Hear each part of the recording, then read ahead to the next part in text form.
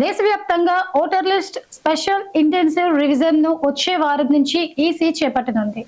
తొలి దశలో 10 నుంచి 15 రాష్ట్రాల్లో ప్రారంభించనుందని తెలుస్తోంది. 2026లో ఎన్నికలు జరిగే రాష్ట్రాల్లో ముందుగా ఎస్ఐఆర్ చేపట్టనున్నట్లు సమాచారం. స్థానిక ఎన్నికలు జరుగుతున్న త్వరలో జరిగే రాష్ట్రాలను ఈ ప్రక్రియ నుంచి మినహాయించనుంది. కాగా తమిళనాడు, కేరళ, పశ్చిమ బెంగాల్, అస్సాం, పుదుచ్చేరిలో 2026లో ఎన్నికలు జరగనున్నాయి. ఆస్ట్రేలియాతో జరిగిన 3వ వన్డేలో 9 వికెట్ల తేడాతో భారత్ ఘన విజయం సాధించింది. 237 పరుగుల టార్గెట్ కు 38.3 ఓవర్లలో ఒకే వికెట్ కోల్పోయి ఛేదించింది.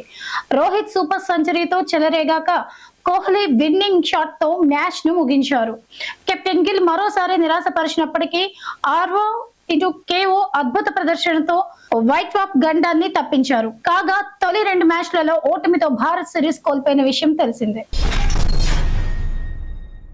ఇక కర్నూలులో జరిగిన ఘోర బస్సు ప్రమాదం నేపథ్యంలో నటుడు సోము సూద్ కేంద్ర మంత్రి నితిన్ గడ్కరీకి ఓ విజ్ఞప్తి చేశారు. ప్రతి లగ్జరీ బస్సులో ఎమర్జెన్సీ డోర్ ఎలక్ట్రానిక్స్ కాకుండా మాన్యువల్లీ పెట్టాలి. ఆపరేటర్లకు నెల సమయం ఇవ్వండి. పర్మిట్ రెన్యువల్ సమయంలో ఆపరేటర్లు డోర్ మార్చినట్లు ఫోటోలు అప్లోడ్ చేయాలని చెప్పండి. నితిన్ గడ్కరీ సార్ చర్యలు తీసుకోండి. ప్రయాణికుల భద్రత విషయంలో రాజీ పడకండి అని ట్వీట్ చేశారు. స్టార్ హీరోయిన్ రష్మిక మందన్న కొత్త movie the girlfriend trailer release event లో సినీ నిర్మాత అల్లు అరవింద్ ఆసక్తికర వ్యాఖ్యలు చేశారు. ఈ సినిమాలో క్యారెక్టర్ ను మోయగలిగే కెపాసిటీ కేవలం రష్మికకు ఉంది. ఎంత బాగా యాక్ట్ చేసిందంటే బెస్ట్ యాక్టర్ అవార్డు వచ్చినా ఆశ్చర్యం లేదు. తనను చూస్తే ఇలాంటి కూతురు ఉంటే బాగుంటుందని అనిపిస్తుంది. ప్రీ రిలీజ్ ఈవెంట్ కు విజయ్ దేవరకొండను పిలుద్దాం అని నవ్వులిపోయించారు.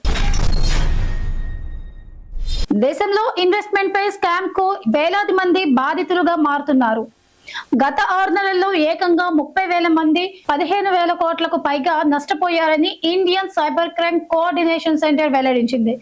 బాధితుల్లో 30 నుంచి 60 ఏళ్ల వారే ఎక్కువని, 65% స్కామ్స్ ఢిల్లీ, ఎన్సీఆర్, బెంగళూరు, హైదరాబాద్ లోనే నమోదయ్యాయని చెప్పింది. 26.38%తో బెంగళూరు తొలి స్థానంలో ఉందని, ఢిల్లీలో సగటు ఒక్కొక్కరు 8 లక్షలు నష్టపోయారని పేర్కొంది. కర్నూలు ప్రమాదం మరొక ముందే హైదరాబాద్ శివార్లో మరో ప్రైవేట్ ట్రావెల్స్ బస్ కు ప్రమాదం జరిగింది. స్థానికులు తెలిపిన వివరాల ప్రకారం మియాపూర్ నుంచి గుంటూరు వెళ్తున్న న్యూగో ఎలక్ట్రికల్ బస్ పెద్దంబర్పేట్ వద్ద ఓఆర్ఆర్ నుంచి కిందకు బోల్తాపడింది. బస్సులో 20 మందికి పైగా ప్రయాణికులు ఉన్నారు. 10గురికి గాయాలవగా అంబులెన్స్ లో ఆసుపత్రికి తరలించారు. ఈ ఘటనపై మరిన్ని వివరాలు తెలియాల్సి ఉంది.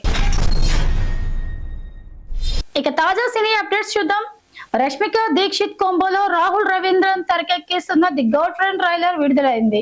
ఈ మూవీ నవంబర్ 7న రిలీజ్ కానుంది. సినీ ఇండస్ట్రీలో కొనసాగాలంటే పురుష అహంకారాన్ని ఎదుర్కోవాలని బాలీవుడ్ నటి జాన్వీ కపూర్ ఓ షోలో పేర్కొన్నారు.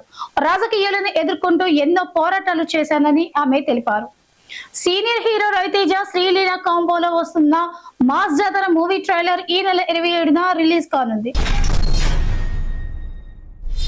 ఇటీవల పాకిస్తాన్, సౌదీ మధ్య రక్షణ ఒప్పందం కుదరడం తెలిసిందే. ఎవరు దాడి జరిపినా ఇరు దేశాలు ఎదుర్కోవాలని నిర్ణయించాయి. అయితే దీనిలో అసలు రహస్యం పాకిస్తాన్ తన సైన్యాన్ని అద్దెకు ఇవ్వనుండడం.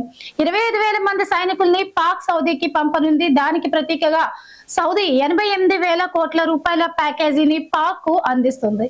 పాక్ ఇప్పటికే రాజకీయ ఆర్థిక సంక్షోభంతో అనేక రుణాలు తీసుకుంటోంది. అవి సరిపోక ఈ అద్దె విధానాన్ని ఎంచుకుంది. కూతుళ్లు త్వరగా లేవడం లేదని ఓ తల్లి చేసిన పని వైరల్ అవుతోంది. తన పిల్లల్ని నిద్రలేపేందుకు 2 బ్యాండ్ సభ్యులను పిలిపించింది. వారు డోలు, ట్రంపెట్ తో ఇంట్లోకి వచ్చి వాయించడం మొదలు పెట్టారు. దీంతో ఆశ్చర్యపోవడం యువతుల వంతు అయింది. ఏం జరుగుతోంది ఇక్కడ అంటూ ఒక అమ్మాయి నవ్వుతూ ప్రశ్నించారు. ఈ వీడియోపై నెటిజన్లు ఫన్నీగా స్పందిస్తున్నారు. మదర్ ఆఫ్ ది ఇయర్ అంటూ కామెంట్లు చేస్తున్నారు.